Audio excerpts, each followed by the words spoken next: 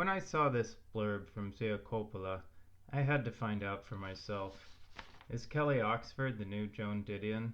Luckily, the book was in a small library cabinet at the dog park. This is a first edition hardcover. Yes, I plan to put it back. When I read through it, I found a mention of Joan Didion on page 261. She isn't someone people talk about unless they are familiar with her work. Didion's fame never rose to the level of anything beyond that. Kelly Oxford is most similar to Joan Didion politically. In #NotOK, the book's last essay, her contempt for Donald Trump mirrors Joan Didion's contempt for Bill Clinton early in his first campaign. Of course, Joan Didion had to be more perceptive to see Clinton for who he was, but they wrote in different times and had different sets of clues. From there, it looks like Coppola overstated her case. For the most part, Kelly Oxford is nothing like Joan Didion. Here are 3 key differences. Number 1. Joan Didion had a strong sense of place. You can follow her writing with a map.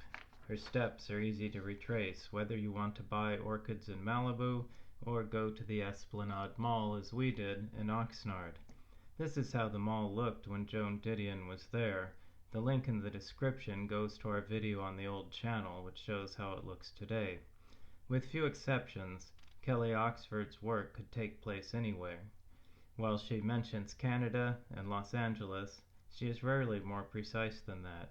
She does mention living in Gary Oldman's old house on Oakdale Lane in Studio City, but does little to describe the area.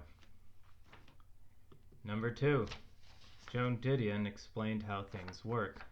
She was an expert at following the money. In an essay on movie studios, she talked about how, through rental fees for studio spaces and equipment, the old studios were making more money from independent films than they ever did in the studio era. She took her readers on deep dives on other subjects, including shopping mall design and how orchids are grown and sourced.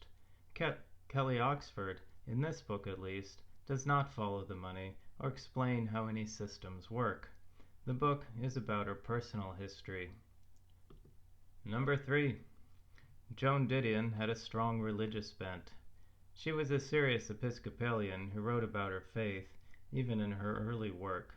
For example, she went on at length about how appalled she was that Bishop Pike had converted to her church in order to climb socially. This is a picture we took of Mission San Juan Bautista, where Didion married her Catholic husband, John Dunn, in January of 1964. Kelly Oxford, on the other hand, barely mentions religion at all. The subject is largely off of her radar. What do you think? How would you compare Kelly Oxford to Joan Didion?